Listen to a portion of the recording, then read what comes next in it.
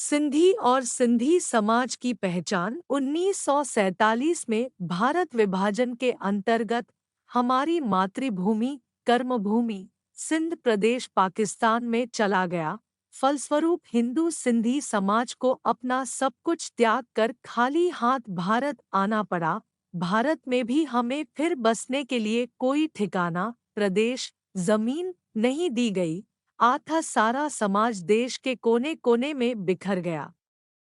बिखरा हुआ समाज अपने अस्तित्व तथा पुनर्वास के कार्य में जुट गया। अपने पुरुषार्थ, मेहनत तथा ईमानदार व्यवहार द्वारा सिंधी समाज आज फिर उठ खड़ा हो गया है और हर क्षेत्र में अपने जो स्थापित कर लिया है। परंतु इस जद्दोजहद में सिंधी समाज से बहुत कुछ छूट गया है। आज स्वतंत्रता के 75 वर्ष बाद हमारी तीसरी चौथी पीढ़ी वजूद में आ चुकी है, परंतु यह पीढ़ी न केवल भाषा संस्कृति से पूरी तरह वाकिफ नहीं है, परंतु अपनी महान प्राचीन विरासत सभ्यता, अपनी मूल सिंध भूमि समाज के महापुरुषों, बुद्धिजीवियों, वीर बाकुरों, साहित्यकारों, विभिन्न कलाओं में प्रवीण विभूतियों की जानकारी से महरूम है।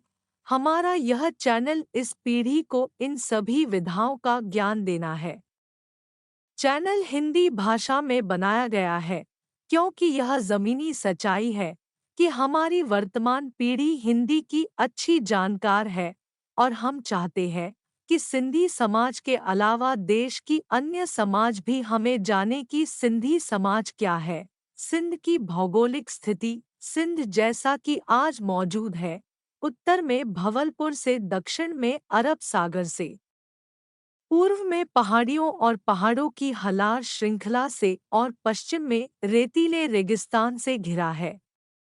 मानचित्र पर यह भूभाग 23 डिग्री और 29 डिग्री अक्षांश के बीच स्थित है और पूर्वी गोलार्ध में यह 67 और 70 डिग्री देशांतर के बीच स्थित है।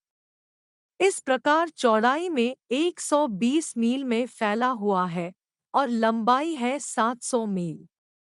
सिंध का जन्म, भूवैज्ञानिकों ने पृथ्वी की आयु को युगों में विभाजित किया है और बदले में युगों को युगों में विभाजित किया गया है। समय रेखा में 3 युगों का वर्णन किया गया है। एक सेनोज़ोइक जो 65.5 मिलियन वर्षों तक फैला हुआ है। 2 मेसोज़ोइक युग जो 65.5 मिलियन वर्ष से 22 करोड़ 55 लाख वर्ष तक फैला हुआ है और 3 पेलियोज़ोइक युग जो 57 करोड़ 5 लाख वर्ष के बीच है।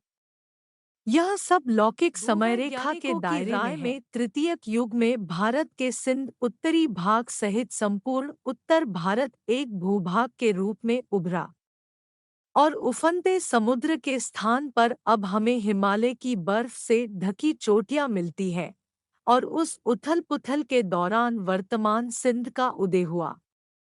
आज के मानचित्र के अनुसार सिंध 47,569 वर्ग मील के क्षेत्र में फैला हुआ है। भूवैज्ञानिकों द्वारा एक आश्चर्यजनक तथ्य प्रकाश में लाया गया है कि सिंधु नदी इस महान उथल-पुथल और सिंध के भूमि द्रव्यमान के उभरने से पहले भी अस्तित्व में थी।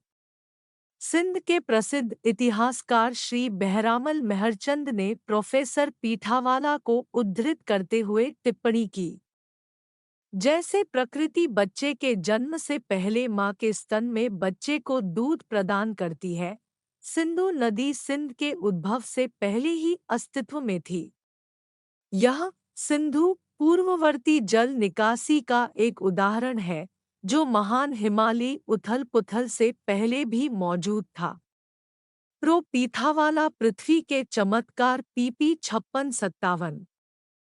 प्राचीन काल से ही सिंध का स्वरूप एक जैसा रहा है। अंतर केवल इतना है कि प्रारंभिक काल में समुद्र तट के साथ भूमि का स्तर थोड़ा कम था, इसलिए समुद्र का पानी तटीय क्षेत्र को कवर करता था। घने जंगलों और बारिश के कारण सिंधु नदी की चौड़ाई काफी अधिक थी और नदी के एक किनारे से दूसरे किनारे तक देखना संभव नहीं था। सिंध के भौगोलिक उपविभाग भौतिक दृष्टि से सिंध को 5 भागों में बांटा गया है। 1 सिरो, उत्तर, 2 विचोलो, मध्य, 3 लार, दक्षिण तटीय, 4 कोहिस्तान, पहाड़ी और 5 थार, रेगिस्तान। सिंधु नदी सिरों, विचोलों और लार से होकर बहती है। यह वह क्षेत्र है जिसने विभिन्न साम्राज्यों और सभ्यताओं के उद्भव को देखा। यह वह क्षेत्र है जहाँ शक्तिशाली लड़ाई लड़ी गई, जीत और हार हुई। कोहिस्तान पहाड़ी क्षेत्र है तो थार राजस्थान और कच्छ तक फैले महान रेगिस्तान का एक रेतीला क्षेत्र है। पहाड़ी क्षेत्रों में झीलें और तालाब है और रेतीला क्षेत्र पूरी तरह से अल्प वर्षा पर निर्भर है। कहते हैं बारिश हो तो मरुस्थल में सारी वनस्पतियां खिल जाती हैं और लोग निवाला खा जाते हैं, नहीं तो भूखमरी। वासेता थार नाता बार। यहाँ तक कि इस मरुस्थल में चाचरो, मीठी, डिप्लो, नंगर पारकर, उमरकोट और खापरो जैसे महत्वपूर्ण स्थान हैं। धन्यवाद।